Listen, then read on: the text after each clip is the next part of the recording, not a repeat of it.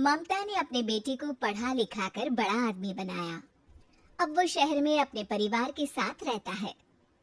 एक दिन ममता का बेटा रोहन अपनी पत्नी आलिया से कहता है, अरे आलिया, सुनो, माँ अब से गांव में नहीं रहेगी। वो हमारे साथ यहीं रहेंगे शहर में। उनका कमरा आज नौकर से बोलकर अच्छे से साफ करवा देना। ओह, आज तो मेरी किटी पार्टी है, फिर मुझे जिम और फिर शॉपिंग। ठीक है, कल करवा दूंगी। अच्छा, लेकिन माँ के सामने ये कपड़े नहीं चलेंगे। हाँ, तुम्हें साड़ी या सूट पहनना होगा। अरे बिल्कुल भी नहीं। मेरे मम्मी पापा ने इतना पैसा लगाकर शादी इसलिए नहीं की थी कि मैं अपनी मर्जी के कपड़े पहन ओढ़ भी ना सकूं। अरे चलो, गुस्सा मत हो, लेकिन कुछ दिन तो माँ की खुशी के लिए कर सकती हो ना। लेकिन आलिया मानती नहीं। माँ आती है सिंपल सी साड़ी, झोला और चप्पल पहनकर। अरे रोहन, मैं इनके साथ कैसे रहूंगी? मेरी फ्रेंड्स क्या कहेंगी? ये तो पूरी गंवार लग रही है। आलिया, माँ गांव में रहती थी इसलिए ऐसी है। तुम आज ही माँ के साथ जाकर उनकी पसंद की शॉपिंग करवा देना। इनके साथ घर के अंदर रहना मुश्किल है, बाहर तो मैं कभी भी ना जाऊं। रोहन को आलिया पर गुस्सा आ जाता है।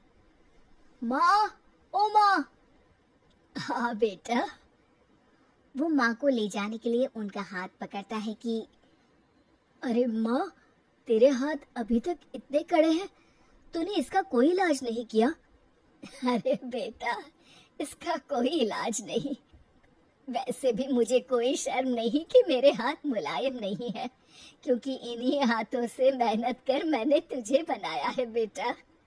अगले दिन, माँ, मैं ऑफिस जा रहा हूँ। कुछ लाना हो तो आलिया को बोलकर फोन करवा देना।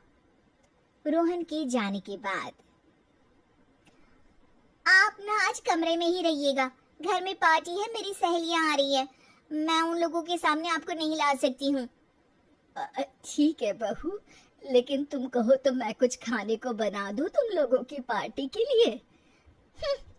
वो लोग सिर्फ कॉन्टिनेंटल या थाई फूड ही खाते हैं।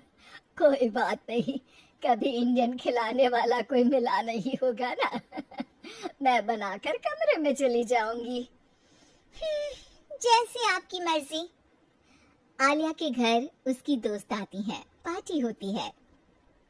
अरे वाह आलिया, ये क्या है खाने में? बड़ा ही स्वादिष्ट है यार, इसकी रेसिपी मुझे चाहिए। हाँ, और ये दाल, ओह माय गॉड, मैंने तो किसी 5 स्टार में भी ऐसी दाल नहीं खाई है यार। तू कुक को यहाँ बुलाना। अब आलिया घबरा जाती है। हाँ हाँ, क्यों नहीं। माँ जी, जरा बाहर आइए। आलिया की सास सिंपल सी साड़ी और गांव के अंदाज में आती है। अरे बहू, क्या हुआ? खाना पसंद नहीं आया क्या? बहू? अरे ये गांव से दिखने वाली औरत तुम्हें बहू क्यों बोल रही है? कौन है ये? वो हमारी नई नौकरानी है।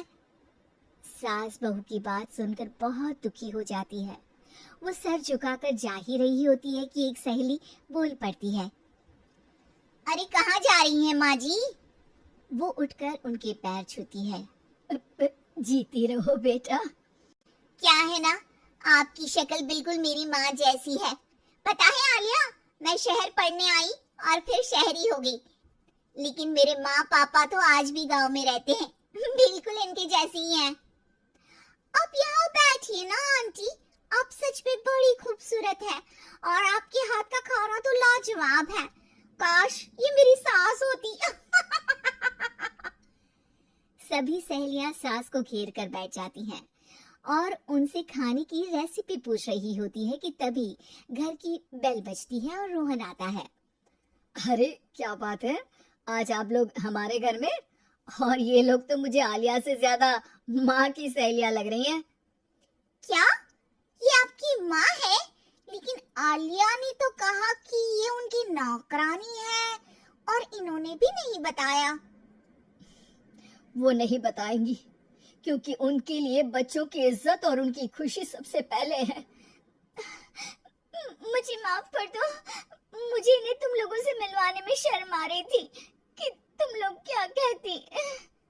अरे अब तो रही है कि तुम हम लोगों की सहेली हो। हाँ, जो माँ जैसी सास को नौकरानी बोले वो हमारी सहेली नहीं हो सकती। ये बोलकर सभी वहां से जाने लगती है कि सास बोलती है, आलिया की तरफ से मैं तुम लोगों से माफी मांगती हूँ।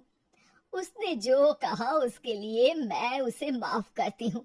अब तुम लोग भी उसे माफ कर दो, क्योंकि अगर तुम लोगों ने उससे दोस्ती तोड़ी तो फिर मेरे हाथ का खाना कैसे खाओगी? नहीं नहीं आंटी, जरूर आएंगे, लेकिन अब आलिया की नहीं बल्कि आपकी सहेली बनकर।